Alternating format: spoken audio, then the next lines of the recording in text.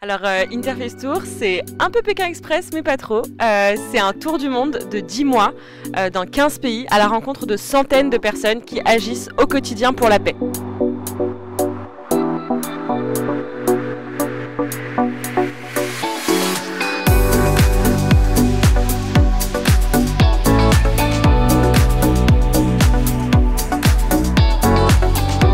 On rencontre des citoyens, des citoyennes engagés, des responsables religieux, des personnalités politiques, des responsables d'ONG.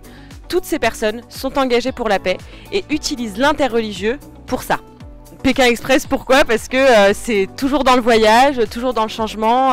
On a été hébergé chez des dizaines de personnes depuis le début. On rencontre vraiment des dizaines de personnes tous les jours qui nous apprennent énormément sur les pays qu'on visite. Et ça fait la richesse un peu de notre voyage, de voyager à 4 et de vivre tout ça. J'ajouterais que parmi les questions un peu rituelles qu'on pose dans les interviews, il y a donnez-nous une définition de la paix et de l'interreligieux, de l'interconvictionnel. Et une réponse qui est souvent revenue pour la définition de la paix, c'est qu'il n'y a pas de paix sans justice. C'est vraiment quelque chose qui est beaucoup revenu dans nos entretiens et que la paix, même au sein du travail interreligieux, interconvictionnel, est très liée à la justice sociale. Comment on fait, chaque jour on se pose la question de comment on fait, quelles sont les problématiques dans chaque pays, d'essayer de comprendre les contextes, de trouver les personnes justement qui agissent sur ces sujets et de comment on met en valeur tout ça pour le rendre accessible à un maximum de personnes. Donc voilà, c'est cette responsabilité-là de faire un tour du monde et en même temps, on va pas se mentir, on profite aussi un peu des magnifiques paysages qui peuvent nous entourer.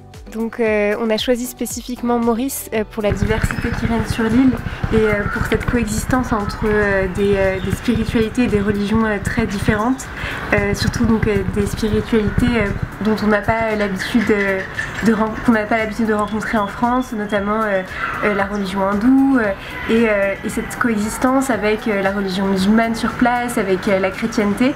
Donc on vient étudier comment ce vivre ensemble se passe, quelles peuvent être les tensions, mais aussi surtout quelles peuvent être les solutions et les clés pour mieux vivre ensemble. On a l'impression, vraiment quand on parle d'interreligieux et qu'on pense à l'île Maurice, que cette île et ses habitants et habitantes ont trouvé des solutions que personne d'autre n'a trouvées. Donc on vient essayer de comprendre et c'est fou à chaque fois qu'on a discuté, que ce soit avec un chauffeur de taxi, une personne dans la rue, une personne dans le bus, tout le monde considère ça comme une évidence et donc on va essayer de creuser pendant nos entretiens, pendant nos interviews, cette évidence, essayer de l'expliquer, donnez-nous les clés, parce que ça ne se passe pas comme ça dans tous les pays du monde. Quand on dit acteur ou actrice de paix, justement il y a plein de profils qui peuvent se cacher derrière ce mot. Ça peut être effectivement des leaders religieux, ça peut être des acteurs politiques, ça peut être des personnes de la société civile. Donc on va dire que les activistes sociaux, on en rencontre au sein de ces acteurs de paix, mais ça fait partie de la grande famille des acteurs et actrices de paix. On était toutes les 4 engagées au sein de l'association Coexister France, donc on s'est engagés ensemble, on a agi ensemble, on a participé à des formations, à des événements ensemble. Donc on part à la fois à la rencontre des autres, des contextes, mais aussi à la rencontre de nous-mêmes à travers le regard de notre équipe. C'est quelque chose qui est très fort. Donc on apprend à se connaître et je pense qu'on donnera encore une réponse différente au bout de 10 mois de voyage, puisqu'on est encore aux prémices de notre relation à 4. Alors oui, on a beaucoup de chance, honnêtement, jusque-là on rencontre des personnes gentilles partout, des gens qui nous hébergent gracieusement dans tous les pays et villes où on va. Alors parfois c'est des connaissances d'amis, parfois c'est juste des personnes qui ont répondu à une annonce sur un groupe sur Facebook, sur les réseaux sociaux. Parfois c'est une personne qu'on rencontre à la messe qui a discuté avec nous et on lui pose la question est-ce que vous connaîtrez quelqu'un qui pourrait nous héberger, et elle nous héberge. Donc voilà, il y a un peu un mélange des personnes qu'on rencontre, personnes qu'on connaît, d'annonces sur internet et voilà, de coups de chance une fois arrivés sur place. On a 3 objectifs pour être très claire et très précise.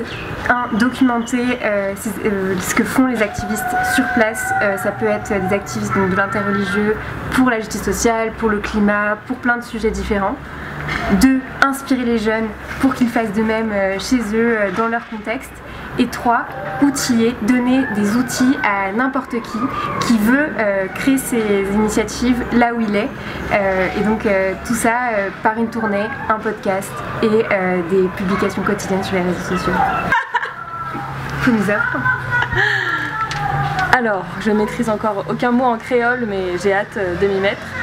Sinon, effectivement, on n'a pas encore vu beaucoup de l'île, mais on a passé une matinée à Port-Louis et on a fait un peu un toquage au port de différents lieux de culte, notamment d'une mosquée et d'une église. Et c'était hyper sympa de pouvoir poser des questions, observer, voir comment se vivait cette religion ici, avoir le point de vue de personnes qui vivent là, qui pratiquent leur culte ici.